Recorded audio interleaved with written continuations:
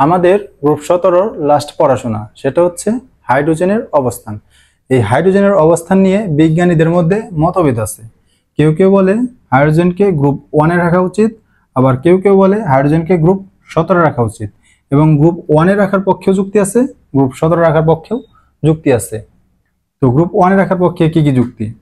দেখো, গ্রুপ 1-এর মৌলগুলোর যোজনীগত 1 এবং হাইড্রোজেন যোজনীগত 1, একটা ক্যারেক্টার মিলে গেল। তারপর গ্রুপ 1-এর মৌলগুলো হচ্ছে ধাতু, কিন্তু ধাতু কি করে? ইলেকট্রন ত্যাগ করে। এবং হাইড্রোজেনে কি করে? ইলেকট্রন ত্যাগ করে। তো ইলেকট্রন ত্যাগের সাথে এই ধর্মটা কি করতেছে? ম্যাচ খাইতেছে। তো হাইড্রোজেনে কি করে? ইলেকট্রন ত্যাগ করে। যেমন এক্সাম্পল, গ্রুপ 1-এর কি সোডিয়াম ইলেকট্রন ত্যাগ করে সোডিয়াম প্লাস হয়, সেম ভাবে হাইড্রোজেন ইলেকট্রন ত্যাগ করে H প্লাস হয়। তো ক্যারেক্টার মিলে গেল। তারপর গ্রুপ 1-এর মৌলগুলো হচ্ছে বিজারক। আমরা গ্রুপ 1 পড়ে আসছি, তোমরা জানি। সেম ভাবে হাইড্রোজেনও কি বিজারক। তারপর হচ্ছে গ্রুপ 1-এর মৌল হ্যালাইড গঠন করে। এক্সাম্পল, সোডিয়াম ক্লোরাইড হ্যালোজেনের সাথে মিলে হ্যালাইড গঠন করতেছে। হাইড্রোজেনে কি করে? HCl হ্যালাইড গঠন করতেছে। তো দেখো, গ্রুপ 1-এর মৌল যে ক্যারেক্টার শো করতেছে, হাইড্রোজেনও কি সেম ক্যারেক্টার শো করতেছে। তার মানে তুমি কি করতে পারো? হাইড্রোজেনকে গ্রুপ 1-এ রাখতে পারো।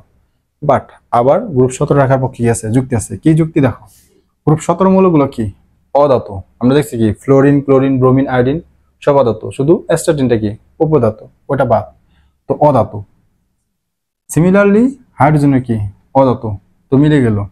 তারপর গ্রুপ 17 মৌল দ্বিপরমাণু গ্যাস গঠন করে। যেমন chlorine Cl2, bromine Br2, iodine I2, fluorine F2। Similarly hydrogen কি করে? দ্বিপরমাণু গ্যাস গঠন করে H2।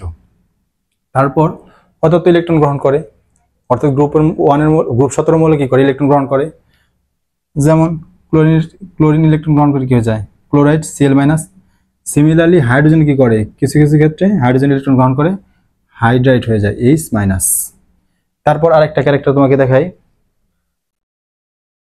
এখানে তো 3টা লিখছি, তুমি আরেকটাও লিখতে পারো। সেটা হচ্ছে হ্যালোজেন কি করে? সমযোজী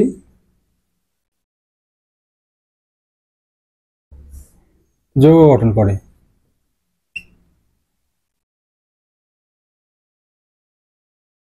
এক্সাম্পল হচ্ছে NCl3। NCl3 ক্লোরিন নাইট্রোজেনের সাথে মিলে কি করতেছে? সমযোজী যৌগ গঠন করতেছে। সিমিলারলি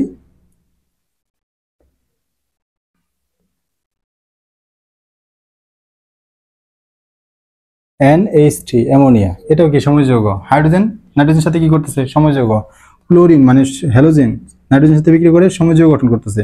অধাতু অধাতু, নাইট্রোজেন অধাতু, ক্লোরিন অধাতু, সমযোজী যৌগ। হাইড্রোজেন অধাতু, নাইট্রোজেন অধাতু, সমযোজী যৌগ। তো এরা হ্যালোজেনও সমযোজী যৌগ গঠন করে, হাইড্রোজেনও সমযোজী যৌগ গঠন করে। তো এই ক্যারেক্টারগুলা হ্যালোজেনের শো করতেছে, হাইড্রোজেনের শো করতেছে। তার মানে তুমি হাইড্রোজেন কি করতে পারো? গ্রুপ 17-তেও রাখতে পারো। তাই গ্রুপ 1-এ রাখবা না গ্রুপ 17 রাখবা? এখন তুমি বলো, তুমি একটা দ্বিধাদ্বন্দ্বে দেবো না যে কোথায় রাখবা। কিন্তু রাখার কোথায়? গ্রুপ 1-এ। কেন? ওই যে পারমাণবিক সংখ্যা অনুযায়ী সাজানো হয়, তাই গ্রুপ 1-এ পড়ে। তাই গ্রুপ 1-এ কি করা হয়েছে? রাখা হয়েছে। তো এই যে গ্রুপ 1-এ রাখবা না গ্রুপ 17 রাখবা, তুমি যদি বলো না আমি গ্রুপ 17 রাখবো, কেউ তোমাকে বাধা প্রদান করতে পারবে না। কারণ দুইটাই কি যুক্তিসঙ্গতভাবে ঠিক আছে। তাই হাইড্রোজেন যেহেতু একটু ভিন্ন টাইপের ক্যারেক্টার দেখাইতেছে, তাই হাইড্রোজেনকে বলা হয় দুষ্ট মৌল।